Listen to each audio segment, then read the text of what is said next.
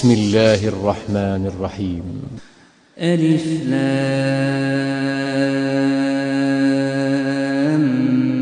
ميم. ذلك الكتاب لا ريب فيه هدى للمتقين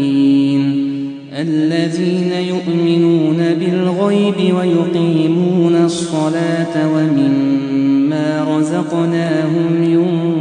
ينفقون والذين يؤمنون بما أنزل إليك وما أنزل من قبلك وبالآخرة هم يوقنون أولئك على هدى من ربهم وأولئك هم المفلحون. إن الذين كفروا سواء عليهم أأنذرتهم أم لم تنذرهم لا يؤمنون. ختم الله على قلوبهم وعلى سمعهم وعلى أبصارهم غشاوة ولهم عذاب عظيم. ومن الناس من يقول آمنا بالله وباليوم الآخر وما هم بمؤمنين يخادعون الله والذين آمنوا وما يخدعون إلا أنفسهم وما يشعرون. في قلوبهم مرض فزادهم الله مرضا ولهم عذاب أليم بما كانوا يكذبون. وإذا قيل لهم لا تفسدوا في الأرض قالوا إنما نحن مصلحون. ألا إنهم هم المفسدون ولكن لا يشعرون. وإذا قيل لهم آمنوا كما آمن الناس قالوا أنؤمن كما آمن السفهاء ألا إنهم هم السفهاء ولكن لا يعلمون. وإذا لقوا الذين آمنوا قالوا آمنا وإذا خلوا إلى شياطينهم قالوا إنا معكم إنما نحن مستهزئون. الله يستهزئ بهم ويمدهم في طغيانهم يعمهون. أولئك الذين اشتروا الضلالة بالهدى فما ربحت تجارتهم وما كانوا مهتدين. مثلهم كمثل الذي استوقد نارا فلما أضاءت ما حوله ذهب الله بنورهم وتركهم في ظلمات لا يبصرون. صم بكم عمي فهم لا يرجعون. أو كصيب من السماء فيه ظلمات ورعد وبرق يجعلون أصابعهم في آذانهم من الصواعق حذر الموت والله محيط بالكافرين. يكاد البرق يخطف أبصارهم كلما أضاء لهم مشوا فيه وإذا أظلم عليهم قاموا ولو شاء الله لذهب بسمعهم وأبصارهم إن الله على كل شيء قدير. قدير.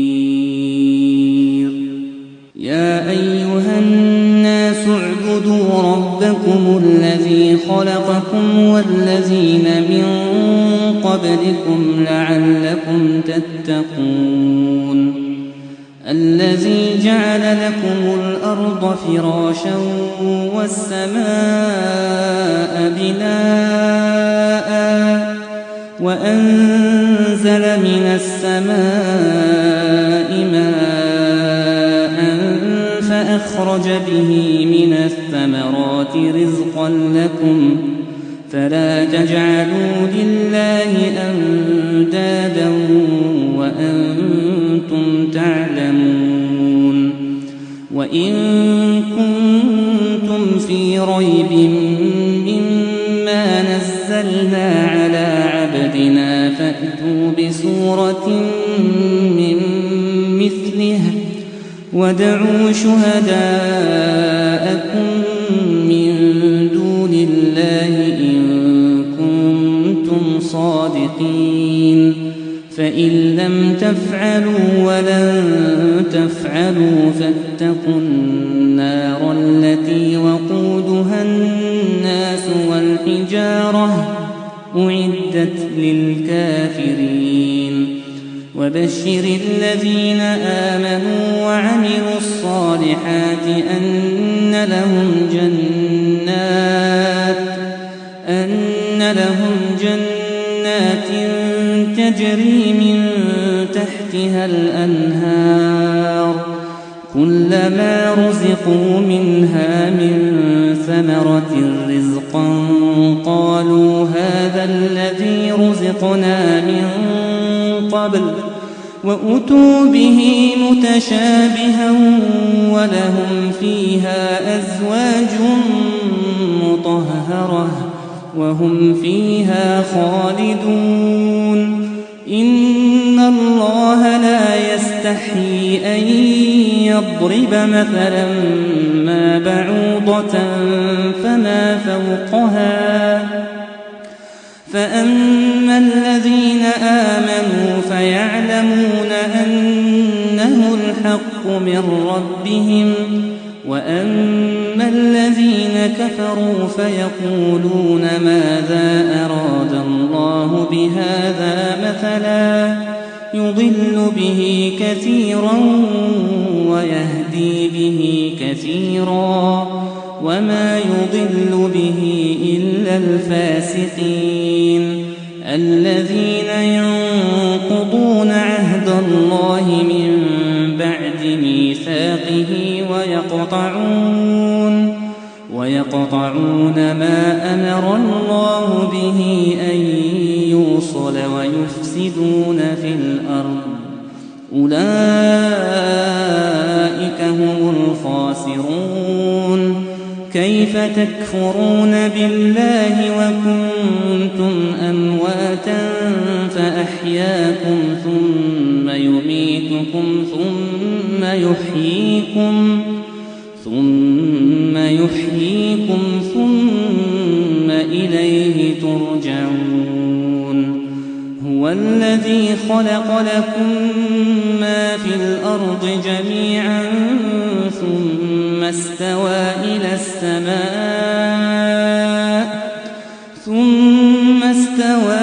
السماء فسواهن 7 سماوات وهو بكل شيء عليم. وإذ قال ربك للملائكة إني جاعل في الأرض خليفة قالوا أتجعل فيها من يفسد فيها ويسفك الدماء ونحن نسبح بحمدك ونقدس لك قال إني أعلم ما لا تعلمون. وعلم آدم الأسماء كلها ثم عرضهم على الملائكة فقال أنبئوني أنبئوني بأسماء هؤلاء إن كنتم صادقين. قالوا سبحانك لا علم لنا إلا ما علمتنا إنك أنت العليم الحكيم. قال يا آدم أنبئهم بأسمائهم. فلما أنبأهم بأسمائهم قال ألم أقل لكم إني أعلم غيب السماوات والأرض وأعلم ما تبدون وما كنتم تكتمون. وإذ قلنا للملائكة اسجدوا لآدم فسجدوا إلا إبليس أبى واستكبر وكان من الكافرين. وقلنا يا آدم اسكن أنت وزوجك الجنة وكلا منها رغدا حيث شئتما ولا تقربا هذه الشجرة فتكونا من الظالمين. فأزلهما الشيطان عنها فأخرجهما مما كانا فيه. وقلنا اهبطوا بعضكم لبعض عدو ولكم في الأرض مستقر ومتاع إلى حين. فتلقى آدم من ربه كلمات فتاب عليه إنه هو التواب الرحيم. قلنا اهبطوا منها جميعا فإما يأتينكم مني هدى فمن تبع هداي فلا خوف عليهم ولا هم يحزنون. والذين كفروا وكذبوا بآياتنا أولئك أصحاب النار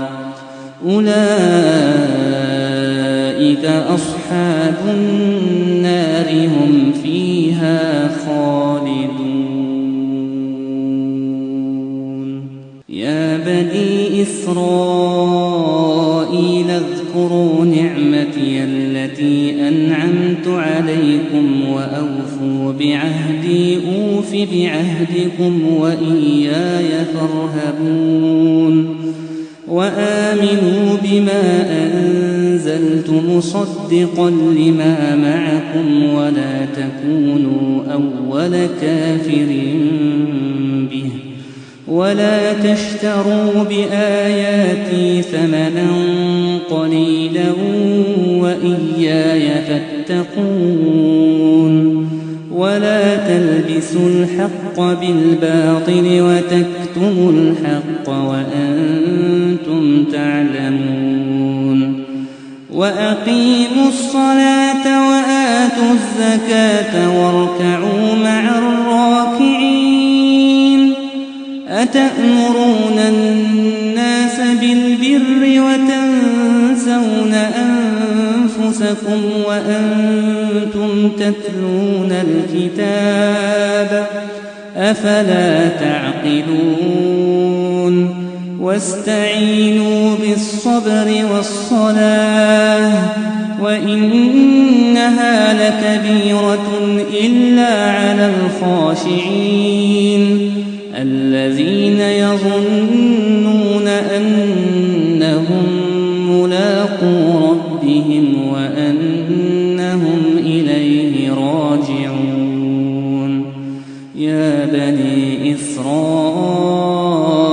اذكروا نعمتي التي أنعمت عليكم وأني فضلتكم على العالمين. واتقوا يوما لا تجزي نفس عن نفس شيئا ولا يقبل منها شفاعة ولا يؤخذ منها عدل ولا هم ينصرون.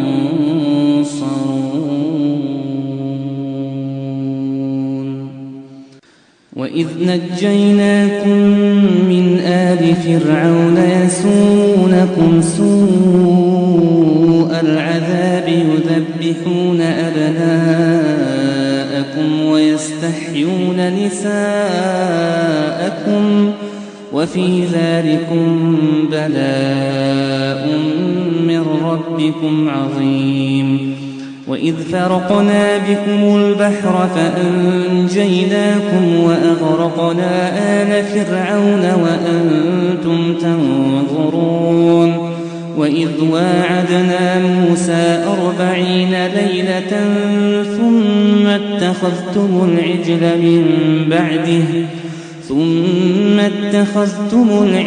من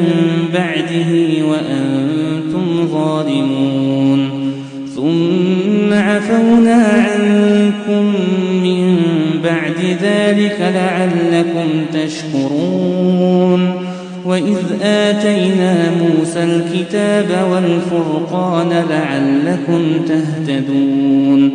وإذ قال موسى لقومه يا قوم إنكم ظلمتم أنفسكم باتخاذكم العجل فتوبوا إلى بارئكم فاقتلوا أنفسكم ذلكم خير لكم عند بارئكم فتاب عليكم إنه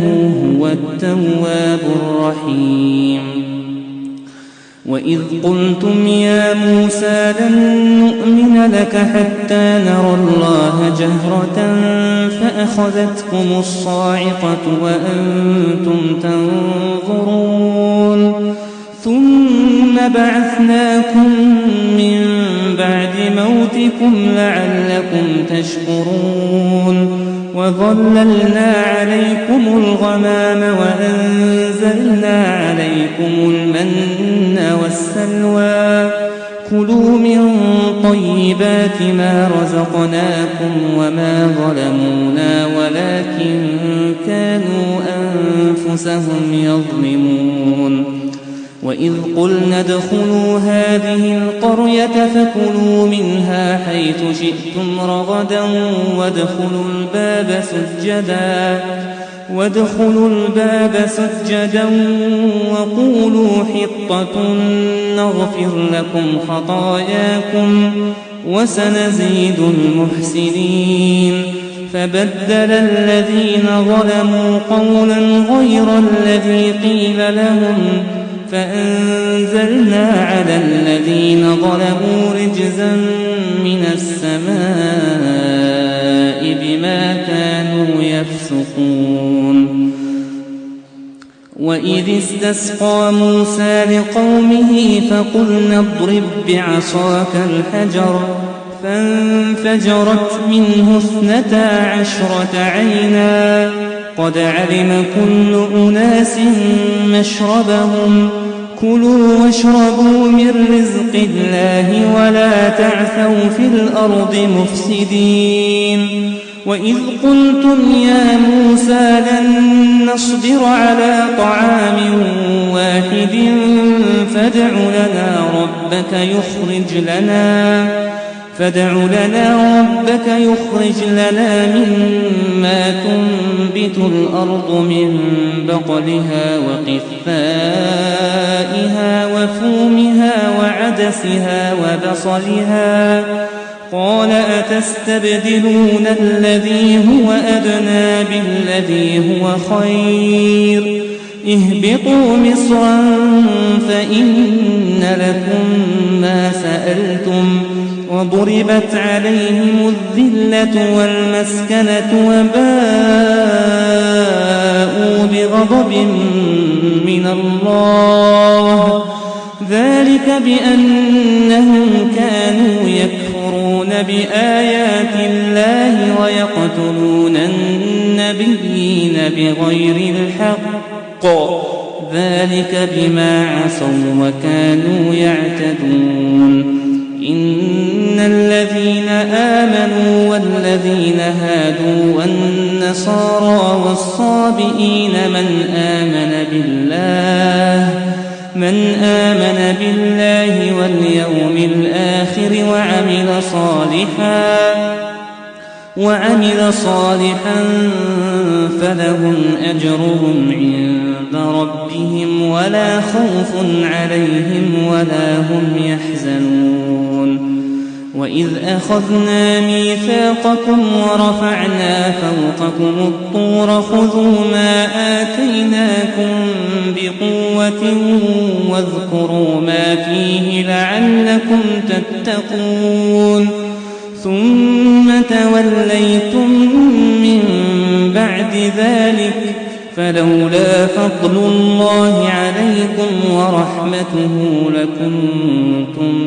من الخاسرين ولقد علمتم الذين اعتدوا منكم في السبت فقلنا لهم كونوا قردة خاسئين فجعلناها نكالا لما بين يديها وما خلفها وموعظة للمتقين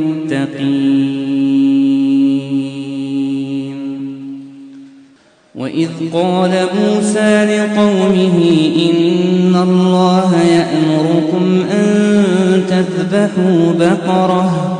قالوا أتتخذنا هزوا قال أعوذ بالله أن أكون من الجاهلين قالوا ادع لنا ربك يبين لنا ما هي قال إنه يقول إنها بقرة لا فارض ولا بكر عوان بين ذلك فافعلوا ما تؤمرون قالوا ادع لنا ربك يبين لنا ما لونها قال إنه يقول إنها بقرة صفراء فاقع لونها تسر الناظرين قالوا ادع لنا ربك يبين لنا ما هي إن البقرة شابه علينا وإنا إن شاء الله لمهتدون قال إنه يقول إنها بقرة لا ذلول تثير الأرض ولا تسقي الحرث مسلمة لا شية فيها قالوا الآن جئت بالحق فذبحوها وما كادوا يفعلون وإذ قتلتم نفسا فادارأتم فيها والله مخرج ما كنتم تكتمون فقلنا اضربوه ببعضها كذلك يحيي الله الموتى ويريكم آياته لعلكم تعقلون ثم قست قلوبكم من بعد ذلك فهي كالحجارة أو أشد قسوة وإن من الحجارة لما يتفجر منه الأنهار وإن منها لما يشقق فيخرج منه الماء وإن منها لما يهبط من خشية الله وما الله بغافل عما تعملون أفتطمعون أن يؤمنوا لكم وقد كان فريق منهم يسمعون كلام الله ثم يحرفونه من بعد ما عقلوه وهم يعلمون وإذا لقوا الذين آمنوا قالوا آمنا وإذا خلا بعضهم إلى بعض قالوا أتحدثونهم بما فتح الله عليكم ليحاجوكم به عند ربكم أفلا تعقلون أولا يعلمون أن الله يعلم ما يسرون وما يعلنون ومنهم أميون لا يعلمون الكتاب إلا أماني وإن هم إلا يظنون فويل للذين يكتبون الكتاب بأيديهم ثم يقولون هذا من عند الله ليشتروا به ثمنا قليلا فويل لهم مما كتبت أيديهم وويل لهم مما يكسبون وقالوا لن تمسنا النار إلا أياما معدودة قل أتخذتم عند الله عهدا فلن يخلف الله عهده أم تقولون على الله ما لا تعلمون بلى من كسب سيئة وأحاطت به خطيئته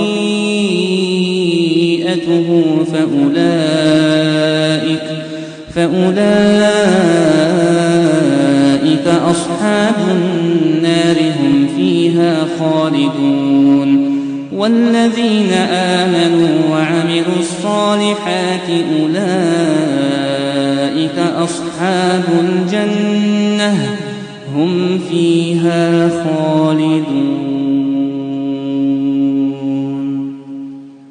وإذ أخذنا ميثاق بني إسرائيل لا تعبدون إلا الله وبالوالدين إحسانا وذي القربى واليتامى والمساكين وقولوا للناس حسنا وأقيموا الصلاة وآتوا الزكاة ثم توليتم إلا قليلا منكم وأنتم معرضون وإذ أخذنا ميثاقكم لا تسفكون دماءكم ولا تخرجون أنفسكم من دياركم ثم أقررتم وأنتم تشهدون ثم أنتم هؤلاء تقتلون أنفسكم وتخرجون فريقا منكم من ديارهم تظاهرون عليهم بالإثم والعدوان وإن يأتوكم أسارى تفادوهم وهو محرم عليكم إخراجهم أفتؤمنون ببعض الكتاب وتكفرون ببعض فما جزاء من يفعل ذلك منكم إلا خزي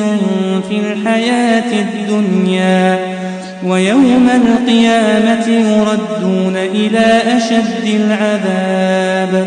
وما الله بغافل عما تعملون أولئك الذين اشتروا الحياة الدنيا بالآخرة فلا يخفف عنهم العذاب ولا هم ينصرون ولقد آتينا موسى الكتاب وقفينا من بعده بالرسل وآتينا عيسى ابن مريم البينات وأيدناه بروح القدس أفكلما جاءكم رسول بما لا تهوى أنفسكم استكبرتم ففريقا كذبتم وفريقا تقتلون وقالوا قلوبنا غلف بل لعنهم الله بكفرهم فقليلا ما يؤمنون ولما جاءهم كتاب من عند الله مصدق لما معهم وكانوا من قبل يستفتحون على الذين كفروا فلما جاءهم ما عرفوا كفروا به فلعنة الله على الكافرين. بئس ما اشتروا به أنفسهم أن يكفروا بما أنزل الله بغيا أن ينزل الله من فضله على من يشاء من عباده فباءوا بغضب على غضب وللكافرين عذاب مهين. وإذا قيل لهم آمنوا بما أنزل الله قالوا نؤمن بما أنزل علينا ويكفرون بما وراءه وهو الحق مصدقا لما معهم. قل فلم تقتلون أنبياء الله من قبل إن كنتم مؤمنين. ولقد جاءكم موسى بالبينات ثم اتخذتم العجل من بعده وأنتم ظالمون. وإذ أخذنا ميثاقكم ورفعنا فوقكم الطور خذوا ما آتيناكم بقوة واسمعوا قالوا سمعنا وعصينا وأشربوا في قلوبهم العجل بكفرهم. قل بئس ما يأمركم به إيمانكم إن كنتم مؤمنين. قل إن كانت لكم الدار الآخرة عند الله خالصة من دون الناس فتمنوا الموت إن كنتم صادقين ولن يتمنوه أبدا بما قدمت أيديهم والله عليم بالظالمين.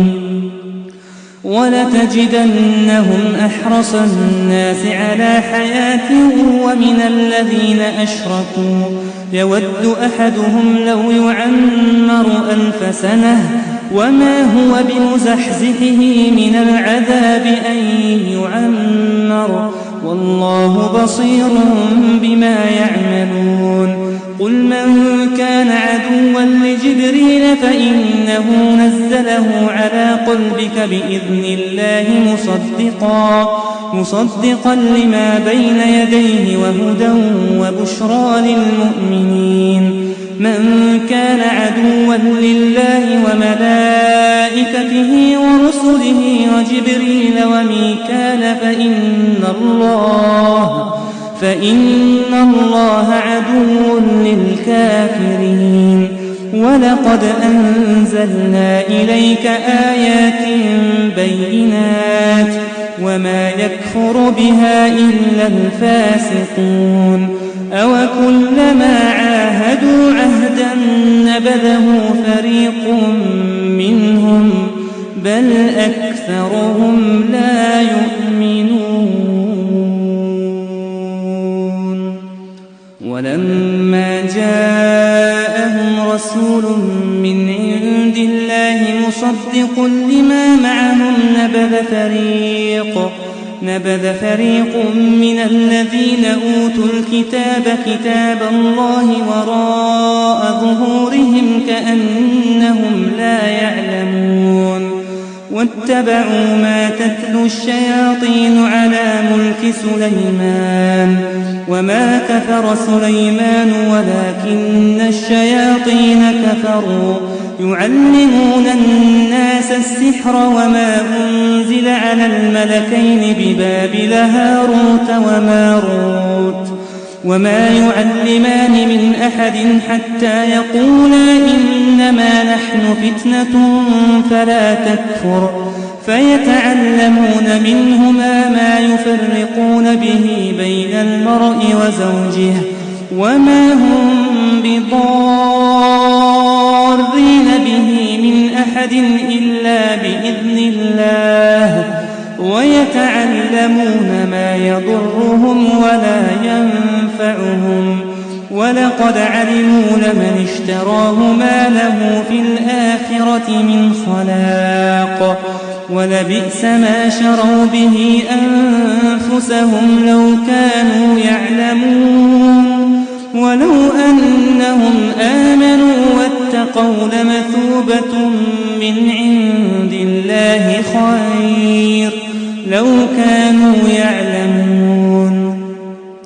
يا أيها الذين آمنوا لا تقولوا راعنا وقولوا انظرنا واسمعوا وللكافرين عذاب أليم ما يود الذين كفروا من أهل الكتاب ولا المشركين أن ينزل عليكم من خير من ربكم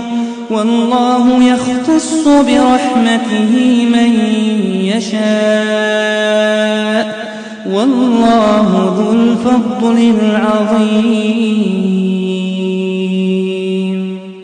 ما ننسخ من آية أو ننسها نأت بخير منها أو مثلها ألم تعلم أن الله على كل شيء قدير ألم تعلم أن الله له ملك السماوات والأرض وما لكم من دون الله من ولي ولا نصير أم تريدون أن تسألوا رسولكم كما سئل موسى من قبل ومن يتبدل الكفر بالإيمان فقد ضل سواء السبيل ود كثير من أهل الكتاب لو يردونكم من بعد إيمانكم كفارا حسدا من عند أنفسهم من بعد ما تبين لهم الحق فاعفوا واصفحوا حتى يأتي الله بأمره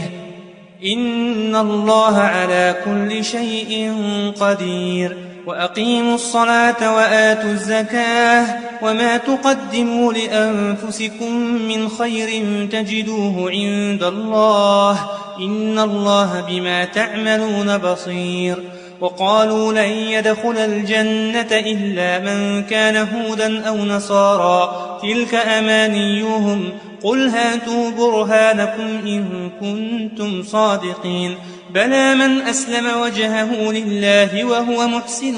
فله أجره عند ربه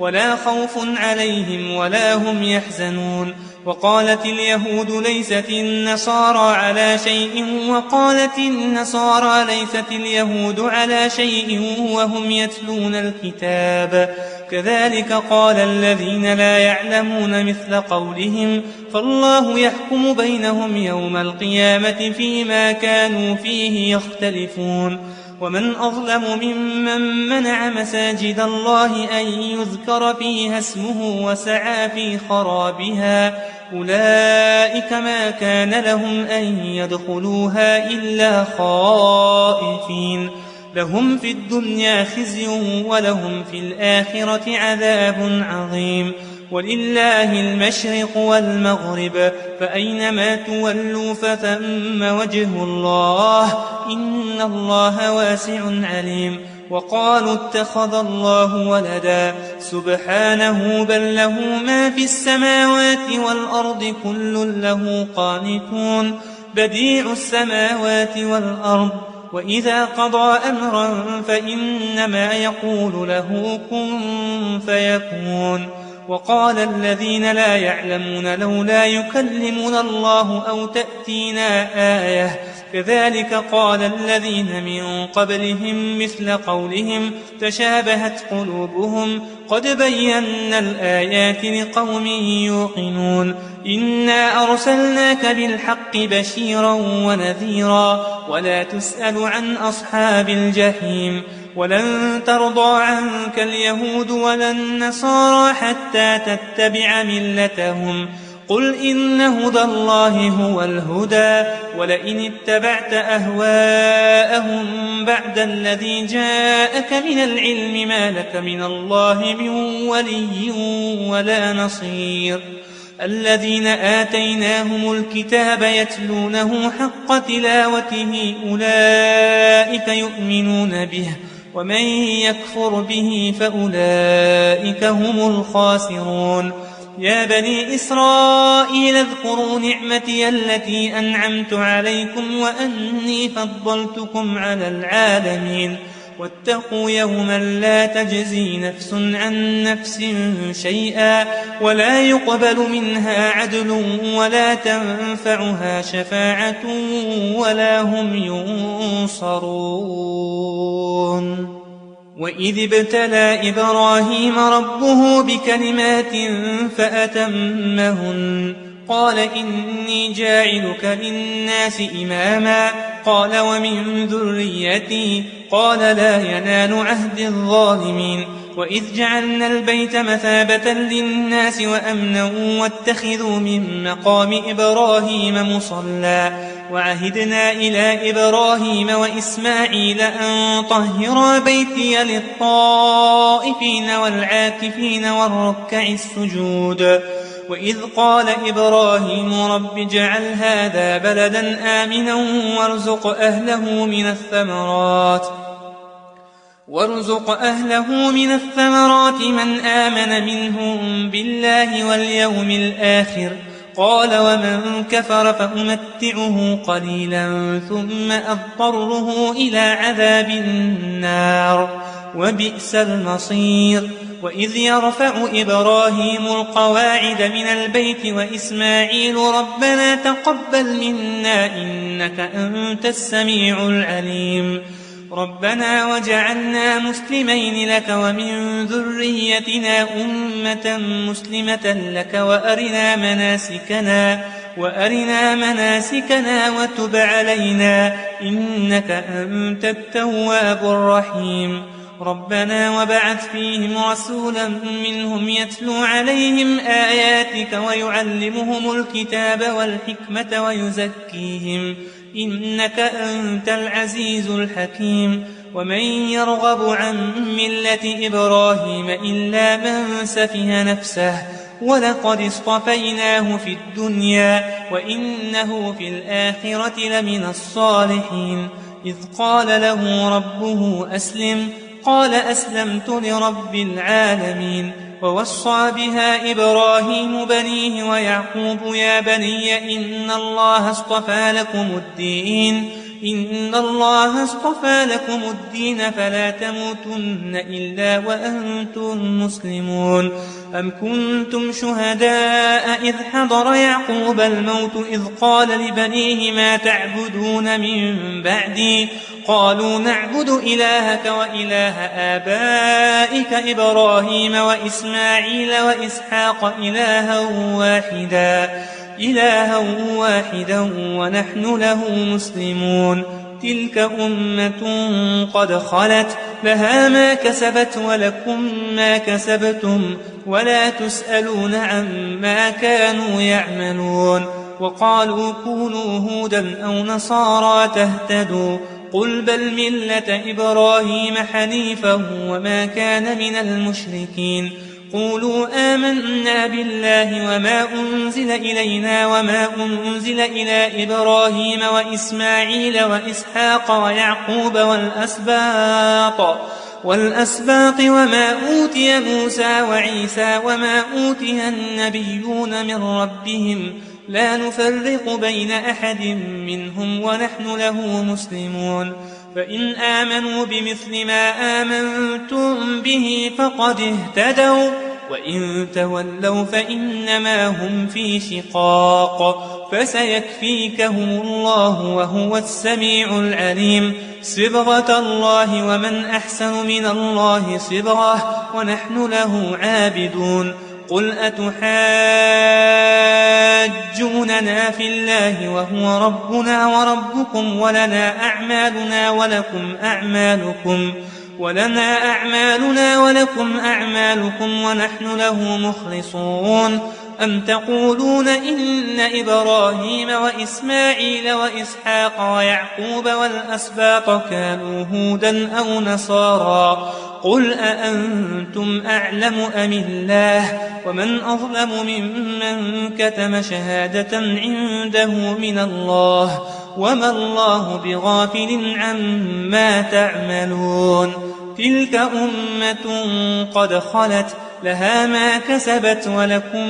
ما كسبتم ولا تسألون عما كانوا يعملون سيقول السفهاء من الناس ما ولاهم عن قبلتهم التي كانوا عليها قل لله المشرق والمغرب يهدي من يشاء إلى صراط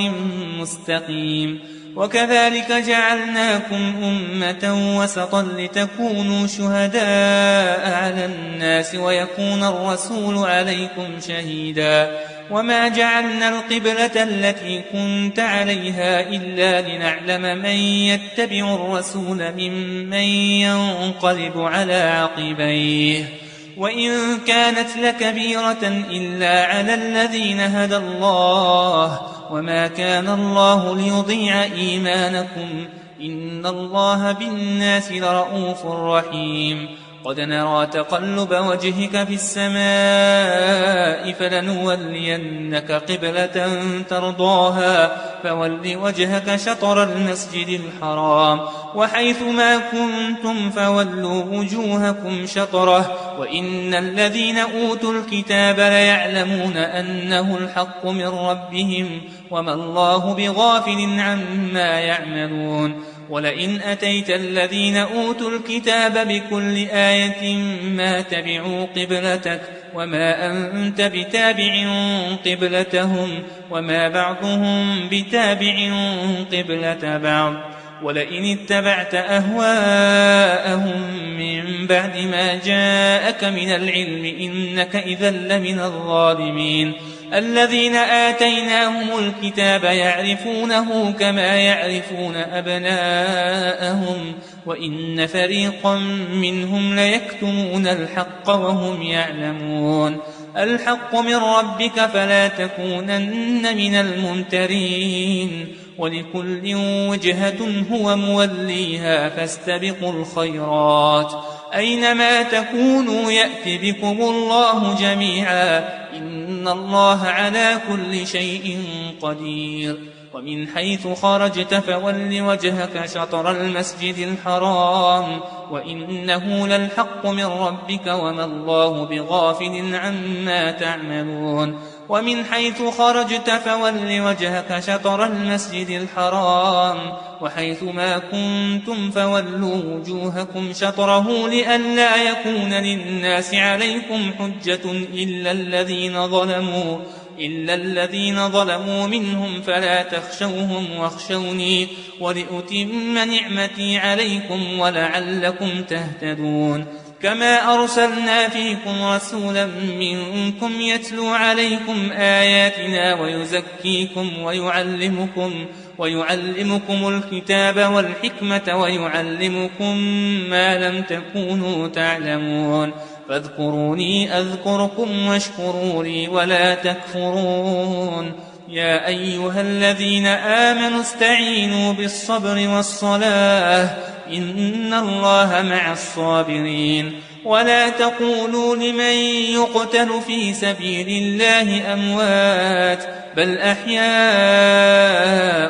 ولكن لا تشعرون ولنبلونكم بشيء من الخوف والجوع ونقص من الأموال والأنفس والثمرات وبشر الصابرين الذين إذا أصابتهم مصيبة قالوا إنا لله وإنا إليه راجعون أولئك عليهم صلوات من ربهم ورحمة وأولئك هم المهتدون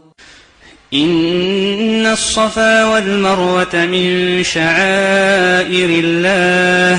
فمن حج البيت أو اعتمر فلا جناح عليه أن يطوف بهما ومن تطوع خيرا فإن الله شاكر عليم إن الذين يكتمون ما أنزلنا من البينات والهدى من بعد ما بيناه للناس في الكتاب أولئك يلعنهم الله ويلعنهم اللاعنون إلا الذين تابوا وأصلحوا وبينوا فأولئك أتوب عليهم وأنا التواب الرحيم. إن الذين كفروا وماتوا وهم كفار أولئك عليهم لعنة الله والملائكة والناس أجمعين خالدين فيها لا يخفف عنهم العذاب ولا هم ينظرون وإلهكم إله واحد لا إله إلا هو الرحمن الرحيم. إن في خلق السماوات والأرض واختلاف الليل والنهار والفلك التي تجري في البحر بما ينفع الناس وما أنزل الله من السماء من ماء فأحيا به الأرض بعد موتها وبث فيها من كل دابة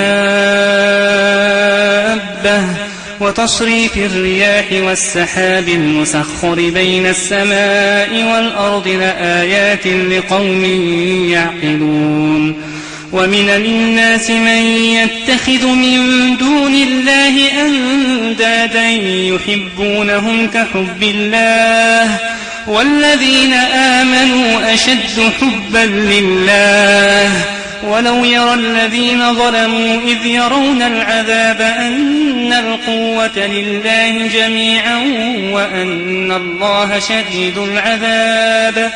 إذ تبرأ الذين اتبعوا من الذين اتبعوا ورأوا العذاب وتقطعت بهم الأسباب وقال الذين اتبعوا لو أن لنا كرة فنتبرأ منهم كما تبرأوا منا كذلك يريهم الله أعمالهم حسرات عليهم وما هم بخارجين من النار. يا أيها الناس كلوا مما في الأرض حلالا طيبا ولا تتبعوا خطوات الشيطان إنه لكم عدو مبين. إنما يأمركم بالسوء والفحشاء وأن تقولوا على الله ما لا تعلمون. وإذا قيل لهم اتبعوا ما أنزل الله قالوا بل نتبع ما ألفينا عليه آباءنا أولو كان آباؤهم لا يعقلون شيئا ولا يهتدون. ومثل الذين كفروا كمثل الذي ينعق بما لا يسمع إلا دعاء ونداء صم بكم عمي فهم لا يعقلون. يا أيها الذين آمنوا كلوا من طيبات ما رزقناكم واشكروا لله إن كنتم إياه تعبدون. إنما حرم عليكم الميتة والدم ولحم الخنزير وما أهل به لغير الله فمن اضطر غير باغ ولا عاد فلا إثم عليه إن الله غفور رحيم. إن الذين يكتمون ما أنزل الله من الكتاب ويشترون به ثمنا قليلا أولئك ما يأكلون في بطونهم إلا النار ولا يكلمهم الله يوم القيامة ولا يزكيهم ولهم عذاب أليم. أولئك الذين اشتروا الضلالة بالهدى والعذاب بالمغفرة فما أصبرهم على النار ذلك بأن الله نزل الكتاب بالحق وإن الذين اختلفوا في الكتاب لفي شقاق بعيد. ليس البر أن تولوا وجوهكم قبل المشرق والمغرب ولكن البر من آمن بالله واليوم الآخر والملائكة والكتاب والنبيين وآتى المال على حبه ذوي القربى واليتامى والمساكين وابن السبيل والسائلين وفي الرقاب وأقام الصلاة وآتى الزكاة والموفون بعهدهم إذا عاهدوا والصابرين في البأساء والضراء وحين البأس أولئك الذين صدقوا وأولئك هم المتقون. يا أيها الذين آمنوا كتب عليكم القصاص في القتلى الحر بالحر والعبد بالعبد والأنثى بالأنثى فمن عفي له من أخيه شيء فاتباع بالمعروف وأداء إليه بإحسان ذلك تخفيف من ربكم ورحمة فمن اعتدى بعد ذلك فله عذاب أليم. ولكم في القصاص حياة يا أولي الألباب لعلكم تتقون. كتب عليكم إذا حضر أحدكم الموت إن ترك خيرا الوصية للوالدين والأقربين بالمعروف حقا على المتقين فمن بدله بعدما سمعه فإنما إثمه على الذين يبدلونه إن الله سميع عليم. فمن خاف من موص جنفا أو إثما فأصلح بينهم فلا إثم عليه إن الله غفور رحيم. يا أيها الذين آمنوا كتب عليكم الصيام كما كتب على الذين من قبلكم لعلكم تتقون أياما معدودات فمن كان منكم مريضا أو على سفر فعدة من أيام أخر وعلى الذين يطيقونه فدية طعام مسكين فمن تطوع خيرا فهو خير له وأن تصوموا خير لكم إن كنتم تعلمون. شهر رمضان الذي أنزل فيه القرآن هدى للناس وبينات من الهدى والفرقان فمن شهد منكم الشهر فليصمه ومن كان مريضا أو على سفر فعدة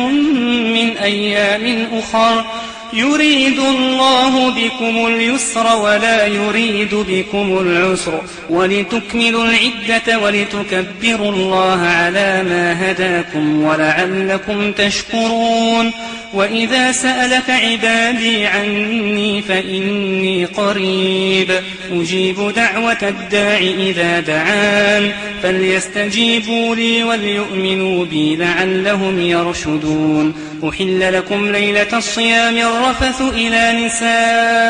نسائكم هن لباس لكم وأنتم لباس لهن علم الله أنكم كنتم تختانون أنفسكم فتاب عليكم وعفى عنكم فالآن باشروهن وابتغوا ما كتب الله لكم وكلوا واشربوا حتى يتبين لكم الخيط الأبيض من الخيط الأسود من الفجر ثم أتموا الصيام إلى الليل ولا تباشروهن وأنتم عاكفون في المساجد تلك حدود الله فلا تقربوها كذلك يبين الله آياته للناس لعلهم يتقون. ولا تأكلوا أموالكم بينكم بالباطل وتدلوا بها إلى الحكام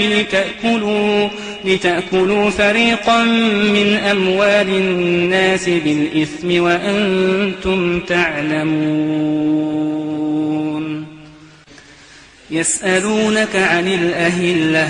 قل هي مواقيت للناس والحج وليس البر بأن تأتوا البيوت من ظهورها ولكن البر من اتقى وأتوا البيوت من أبوابها واتقوا الله لعلكم تفلحون وقاتلوا في سبيل الله الذين يقاتلونكم ولا تعتدوا إن الله لا يحب المعتدين واقتلوهم حيث ثقفتموهم وأخرجوهم من حيث أخرجوكم والفتنة أشد من القتل ولا تقاتلوهم عند المسجد الحرام حتى يقاتلوكم فيه فإن قاتلوكم فاقتلوهم كذلك جزاء الكافرين فإن انتهوا فإن الله غفور رحيم وقاتلوهم حتى لا تكون فتنة ويكون الدين لله فإن انتهوا فلا عدوان إلا على الظالمين الشهر الحرام بالشهر الحرام والحرمات قصاص فمن اعتدى عليكم فاعتدوا عليه بمثل ما اعتدى عليكم واتقوا الله واعلموا أن الله مع المتقين وأنفقوا في سبيل الله ولا تلقوا بأيديكم إلى التهلكة وأحسنوا إن الله يحب المحسنين وأتموا الحج والعمرة لله فإن أحصرتم فما استيسر من الهدي ولا تحلقوا رؤوسكم حتى يبلغ الهدي محله فمن كان منكم مريضا أو به أذى من رأسه ففدية من صيام أو صدقة أو نسك فإذا أمنتم فمن تمتع بالعمرة إلى الحج فما استيسر من الهدي فمن لم يجد فصيام 3 أيام في الحج و7 إذا رجعتم تلك 10 كاملة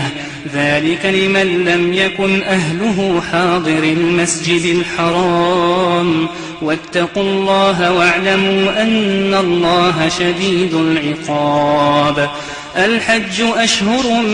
معلومات فمن فرض فيهن الحج فلا رفث ولا فسوق ولا جدال في الحج وما تفعلوا من خير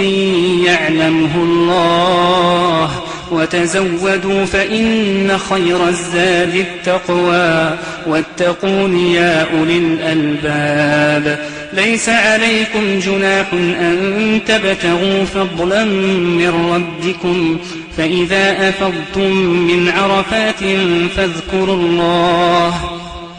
فاذكروا الله عند المشعر الحرام واذكروه كما هداكم وإن كنتم من قبله لمن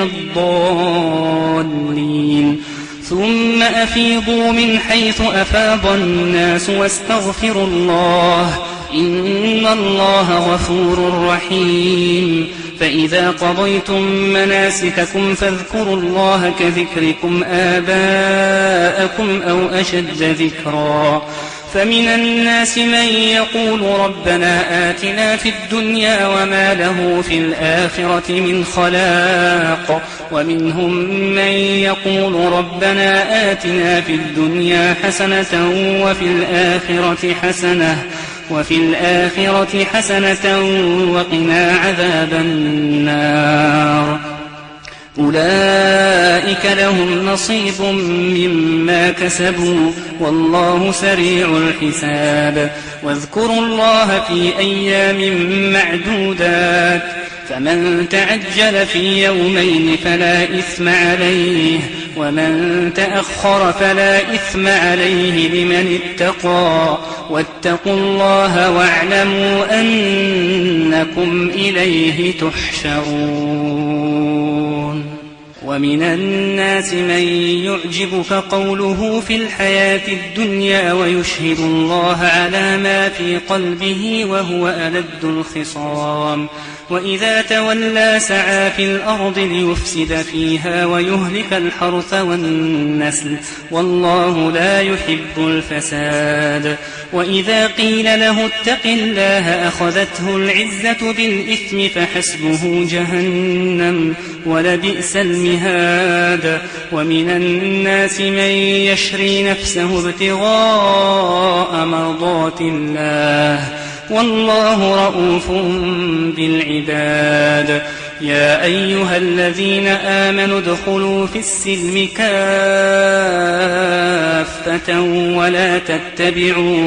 ولا تتبعوا خطوات الشيطان إنه لكم عدو مبين فإن زللتم من بعد ما جاءتكم البينات فاعلموا أن الله عزيز حكيم هل ينظرون إلا أن يأتيهم الله في ظلل من الغمام والملائكة وقضي الأمر وإلى الله ترجع الأمور سل بني إسرائيل كم آتيناهم من آية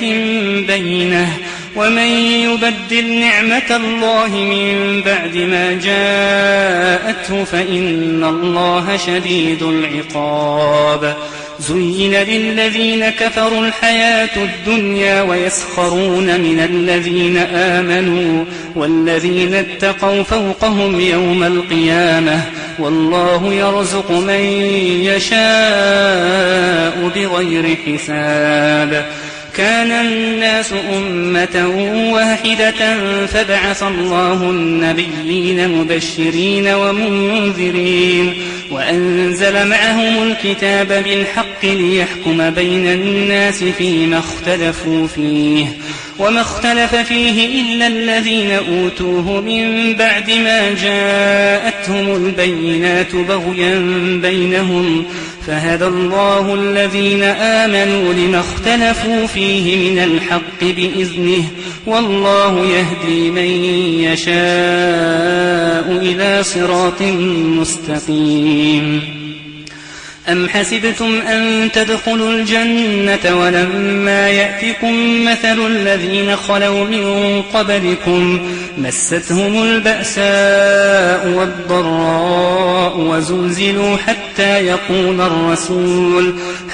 يقول الرسول والذين آمنوا معه متى نصر الله ألا إن نصر الله قريب يسألونك ماذا ينفقون قل ما أنفقتم من خير فللوالدين والأقربين واليتامى والمساكين وابن السبيل وما تفعلوا من خير فإن الله به عليم كتب عليكم القتال وهو كره لكم وعسى أن تكرهوا شيئا وهو خير لكم وعسى أن تحبوا شيئا وهو شر لكم والله يعلم وأنتم لا تعلمون يسألونك عن الشهر الحرام قتال فيه قل قتال فيه كبير وصد عن سبيل الله وكفر به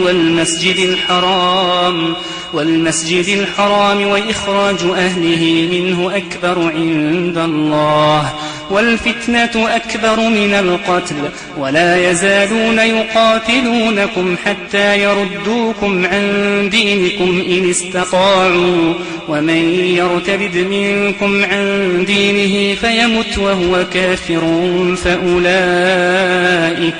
فأولئك حبطت أعمالهم في الدنيا والآخرة وأولئك أصحاب النار هم فيها خالدون إن الذين آمنوا والذين هاجروا وجاهدوا في سبيل الله أولئك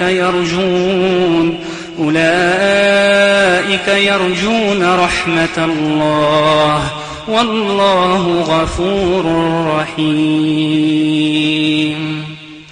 يسألونك عن الخمر والميسر قل فيهما إثم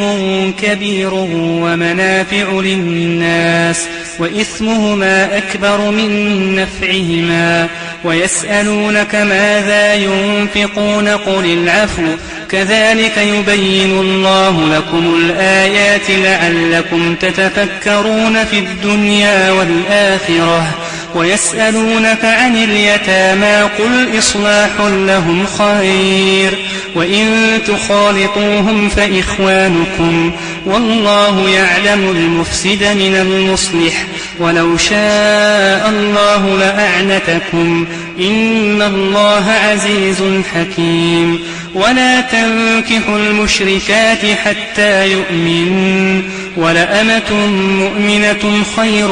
من مشركة ولو أعجبتكم ولا تنكحوا المشركين حتى يؤمنوا ولعبد مؤمن خير من مشرك ولو أعجبكم أولئك يدعون إلى النار والله يدعو إلى الجنة والمغفرة بإذنه ويبين آياته للناس لعلهم يتذكرون ويسألونك عن المحيض قل هو أذى فاعتزلوا النساء في المحيض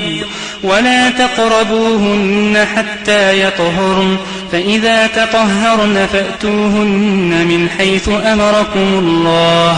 إن الله يحب التوابين ويحب المتطهرين نساؤكم حرث لكم فأتوا حرثكم أنى شئتم وقدموا لأنفسكم واتقوا الله واعلموا أنكم ملاقوه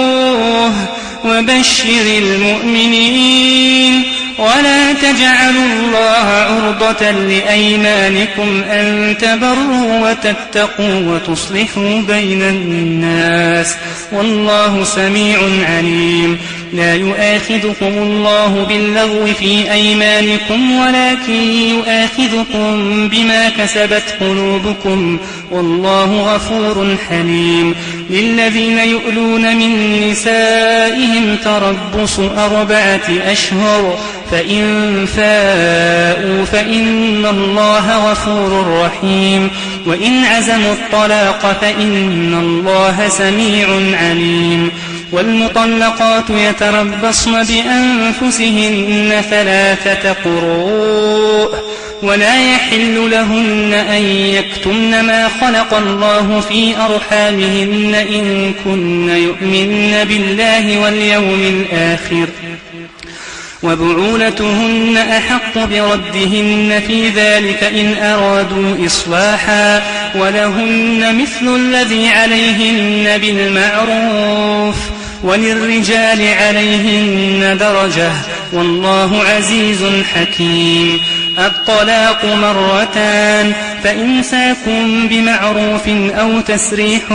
بإحسان ولا يحل لكم أن تأخذوا مما آتيتموهن شيئا إلا أن يخافا أن لا يقيما حدود الله فإن خفتم ألا يقيما حدود الله فلا جناح عليهما فيما افتدت به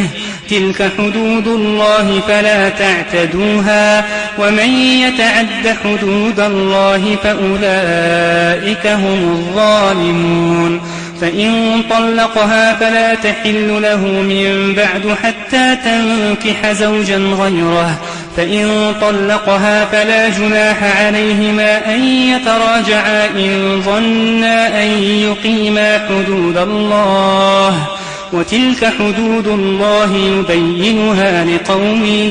يعلمون وإذا طلقتم النساء فبلغن أجلهن فأمسكوهن بمعروف أو سرحوهن بمعروف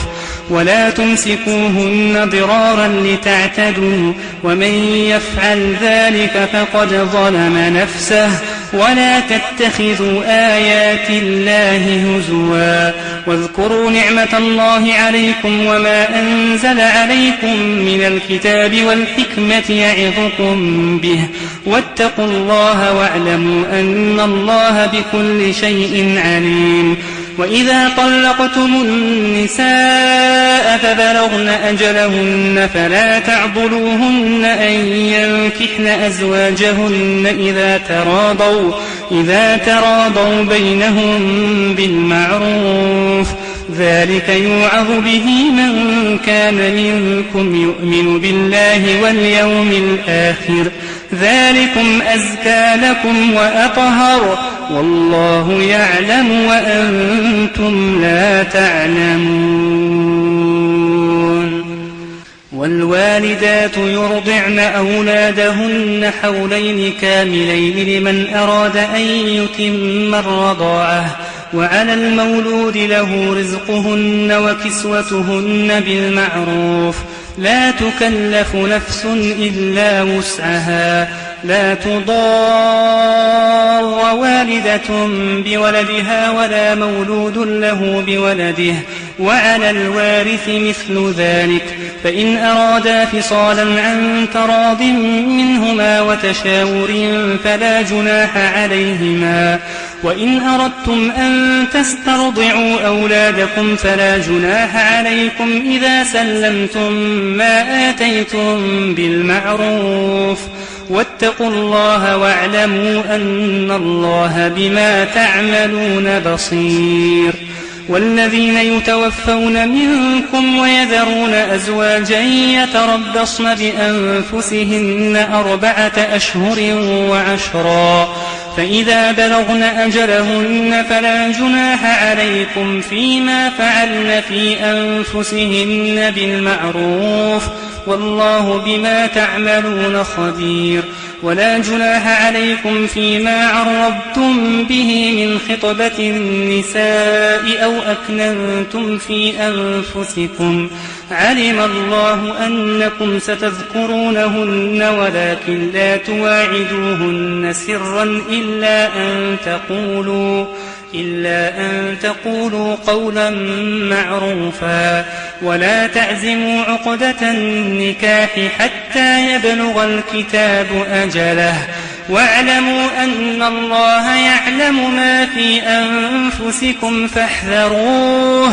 واعلموا أن الله غفور حليم. لا جناح عليكم إن طلقتم النساء ما لم تمسوهن أو تفرضوا لهن فريضة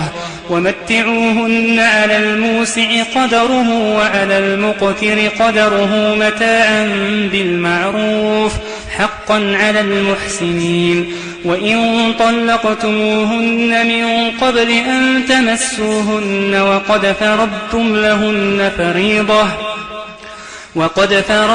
لهن فريضة فنصف ما فرضتم إلا أن يعفون أو يعفو الذي بيده عقدة النكاح وأن تعفوا أقرب للتقوى ولا تنسوا الفضل بينكم إن الله بما تعملون بصير.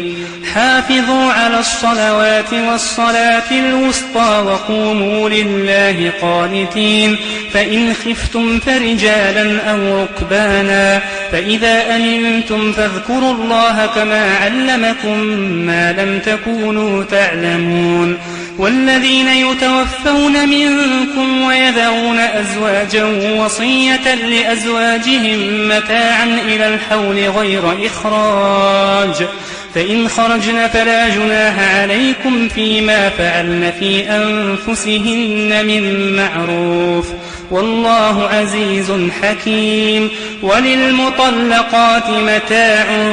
بالمعروف حقا على المتقين كذلك يبين الله لكم آياته لعلكم تعقلون.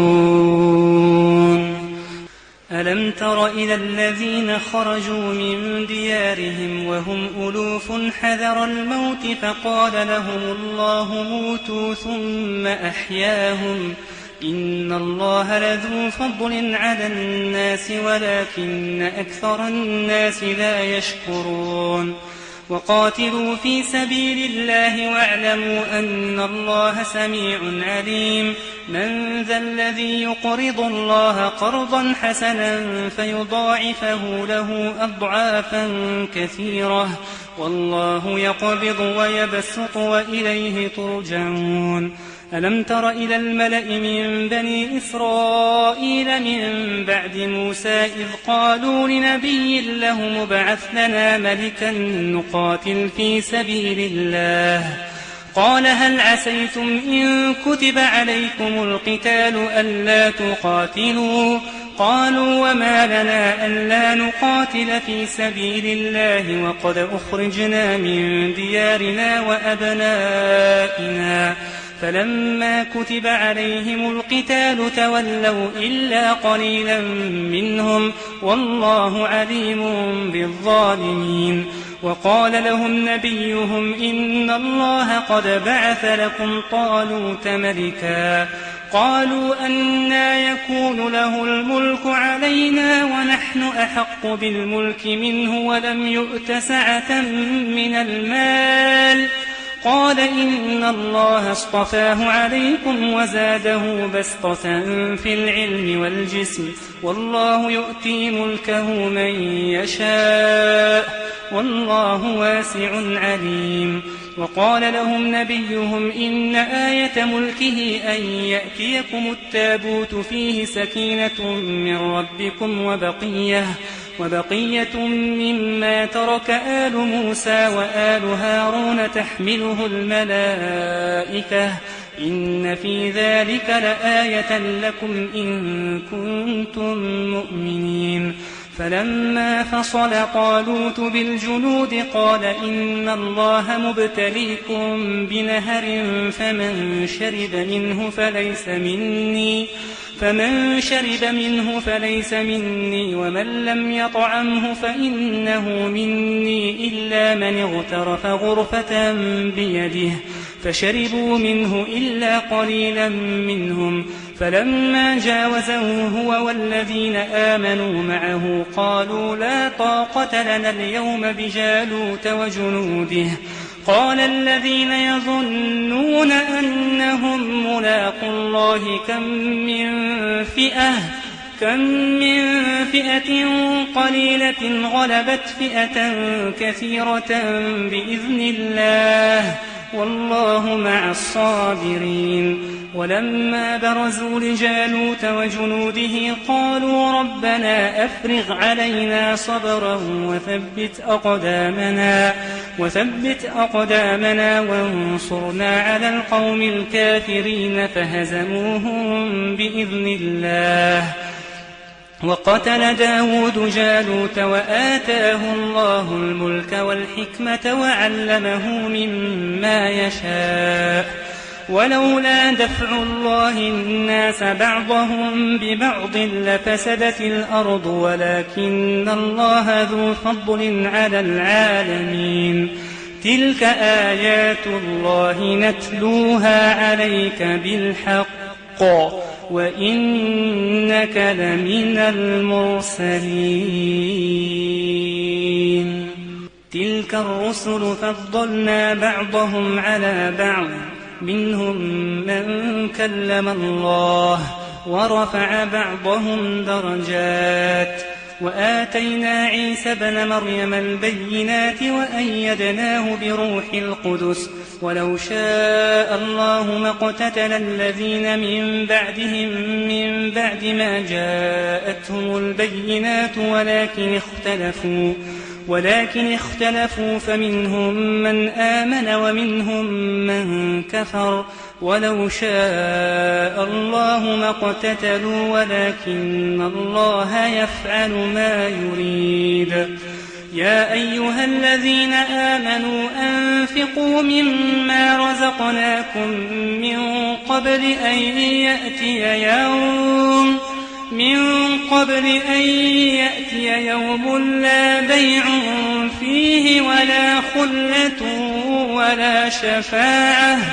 والكافرون هم الظالمون. الله لا إله إلا هو الحي القيوم لا تأخذه سنة ولا نوم له ما في السماوات وما في الأرض من ذا الذي يشفع عنده إلا بإذنه يعلم ما بين أيديهم وما خلفهم ولا يحيطون بشيء من علمه إلا بما شاء وسع كرسيه السماوات والأرض ولا يؤوده حفظهما وهو العلي العظيم. لا إكراه في الدين قد تبين الرشد من الغي فمن يكفر بالطاغوت ويؤمن بالله فقد استمسك بالعروة الوثقى لا انفصام لها والله سميع عليم. الله ولي الذين آمنوا يخرجهم من الظلمات إلى النور والذين كفروا أولياؤهم الطاغوت يخرجونهم من النور إلى الظلمات أولئك أصحاب النار هم فيها خالدون. ألم تر إلى الذي حاج إبراهيم في ربه أن آتاه الله الملك إذ قال إبراهيم ربي الذي يحيي ويميت قال أنا أحيي وأميت قال إبراهيم فإن الله يأتي بالشمس من المشرق فأت بها من المغرب فبهت الذي كفر والله لا يهدي القوم الظالمين. أو كالذي مر على قرية وهي خاوية على عروشها قال أنى يحيي هذه الله بعد موتها فأماته الله 100 عام ثم بعثه قال كم لبثت قال لبثت يوما أو بعض يوم قال بل لبثت 100 عام فانظر إلى طعامك وشرابك لم يتسنه وانظر إلى حمارك ولنجعلك آية للناس وانظر إلى العظام كيف ننشزها ثم نكسوها لحما فلما تبين له قال أعلم أن الله على كل شيء قدير. وإذ قال إبراهيم رب أرني كيف تحيي الموتى قال أولم تؤمن قال بلى ولكن ليطمئن قلبي قال فخذ 4 من الطير فصرهن إليك ثم اجعل على كل جبل منهن جزءا ثم ادعهن يأتينك سعيا واعلم أن الله عزيز حكيم. مثل الذين ينفقون أموالهم في سبيل الله كمثل حبة أنبتت 7 سنابل في كل سنبلة 100 حبة والله يضاعف لمن يشاء والله واسع عليم. الذين ينفقون أموالهم في سبيل الله ثم لا يتبعون ما أنفقوا منا ولا أذى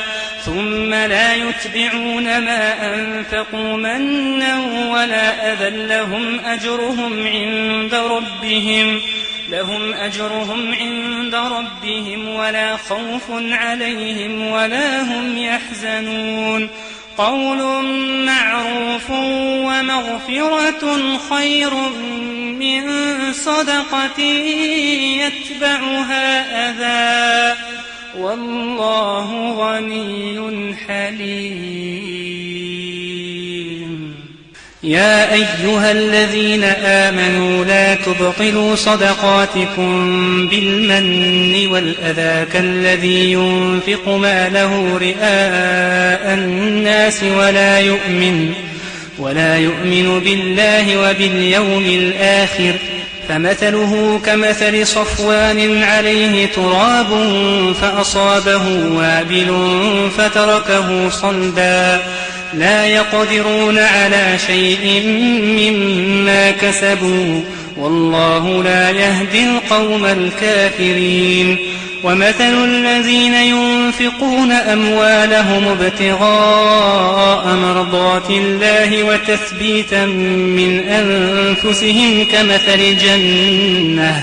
كمثل جنة بربوة أصابها وابل فآتت أكلها ضعفين فإن لم يصبها وابل فطل والله بما تعملون بصير. أيود أحدكم أن تكون له جنة من نخيل وأعناب تجري من تحتها الأنهار له فيها من كل الثمرات وأصابه الكبر وله ذرية ضعفاء فأصابها إعصار فيه نار فاحترقت. كذلك يبين الله لكم الآيات لعلكم تتفكرون. يا أيها الذين آمنوا أنفقوا من طيبات ما كسبتم ومما أخرجنا لكم من الأرض ولا تيمموا الخبيث منه تنفقون ولستم بآخذيه إلا أن تغمضوا فيه واعلموا أن الله غني حميد. الشيطان يعدكم الفقر ويأمركم بالفحشاء والله يعدكم مغفرة منه وفضلا والله واسع عليم. يؤتي الحكمة من يشاء ومن يؤت الحكمة فقد أوتي خيرا كثيرا وما يذكر إلا أولو الألباب. وما أنفقتم من نفقة أو نذرتم من نذر فإن الله يعلمه وما للظالمين من أنصار. إن تبدوا الصدقات فنعما هي وإن تخفوها وتؤتوها الفقراء فهو خير لكم ويكفر عنكم من سيئاتكم والله بما تعملون خبير. ليس عليك هداهم ولكن الله يهدي من يشاء. وما تنفقوا من خير فلأنفسكم وما تنفقون إلا ابتغاء وجه الله وما تنفقوا من خير يوفى إليكم وأنتم لا تظلمون. للفقراء الذين أحصروا في سبيل الله لا يستطيعون ضربا في الأرض يحسبهم الجاهل أغنياء من التعفف تعرفهم بسيماهم لا يسألون الناس إلحافا. وما تنفقوا من خير فإن الله به عليم. الذين ينفقون أموالهم بالليل والنهار سرا وعلانية فلهم أجرهم عند ربهم ولا خوف عليهم ولا هم يحزنون. الذين يأكلون الربا لا يقومون إلا كما يقوم الذي يتخبطه الشيطان من المس ذلك بأنهم قالوا إنما البيع مثل الربا وأحل الله البيع وحرم الربا. فمن جاءه موعظة من ربه فانتهى فله ما سلف وأمره إلى الله ومن عاد فأولئك أصحاب النار هم فيها خالدون. يمحق الله الربا ويربي الصدقات والله لا يحب كل كفار أثيم. إن الذين آمنوا وعملوا الصالحات وأقاموا الصلاة وآتوا الزكاة لهم أجرهم عند ربهم ولا خوف عليهم ولا هم يحزنون. يا أيها الذين آمنوا اتقوا الله وذروا ما بقي من الربا إن كنتم مؤمنين، فإن لم تفعلوا فأذنوا بحرب من الله ورسوله، وإن تبتم فلكم رؤوس أموالكم لا تظلمون ولا تظلمون. وإن كان ذو عسرة فنظرة إلى ميسرة، وأن تصدقوا خير لكم إن كنتم تعلمون. واتقوا يوما ترجعون فيه إلى الله ثم توفى كل نفس ما كسبت وهم لا يظلمون. يا أيها الذين آمنوا إذا تداينتم بدين إلى أجل مسمى فاكتبوه، وليكتب بينكم كاتب بالعدل، ولا يأب كاتب أن يكتب كما علمه الله، فليكتب وليملل الذي عليه الحق وليتق الله ربه ولا يبخس منه شيئا، فإن كان الذي عليه الحق سفيها أو ضعيفا أو لا يستطيع أن يمله فليملل وليه بالعدل، واستشهدوا شهيدين من رجالكم، فإن لم يكونا رجلين فرجل وامرأتان ممن ترضون من الشهداء أن تضل إحداهما فتذكر إحداهما الأخرى، ولا يأبى الشهداء إذا ما دعوا، ولا تسأموا أن تكتبوه صغيرا أو كبيرا إلى أجله، ذلكم أقسط عند الله وأقوم للشهادة وأدنى ألا ترتابوا إلا أن تكون تجارة حاضرة تديرونها بينكم فليس عليكم جناح ألا تكتبوها، وأشهدوا إذا تبايعتم ولا يضار كاتب ولا شهيد، وإن تفعلوا فإنه فسوق بكم، واتقوا الله ويعلمكم الله والله بكل شيء عليم. وإن كنتم على سفر ولم تجدوا كاتبا فرهان مقبوضة، فإن أمن بعضكم بعضا فليؤدي الذي اؤتمن أمانته وليتق الله ربه ولا تكتموا الشهادة، ومن يكتمها فإنه آثم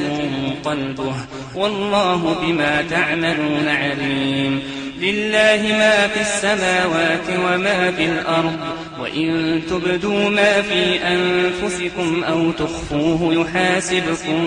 به الله فيغفر لمن يشاء ويعذب من يشاء، والله على كل شيء قدير. آمن الرسول بما أنزل إليه من ربه والمؤمنون كل آمن بالله وملائكته وكتبه ورسله لا نفرق بين أحد من رسله، وقالوا سمعنا وأطعنا غفرانك ربنا وإليك المصير. لا يكلف الله نفسا إلا وسعها، لها ما كسبت وعليها ما اكتسبت. ربنا لا تؤاخذنا إن نسينا أو أخطأنا، ربنا ولا تحمل علينا إصرا كما حملته على الذين من قبلنا، ربنا ولا تحملنا ما لا طاقة لنا به، واعف عنا واغفر لنا وارحمنا، أنت مولانا فانصرنا على القوم الكافرين.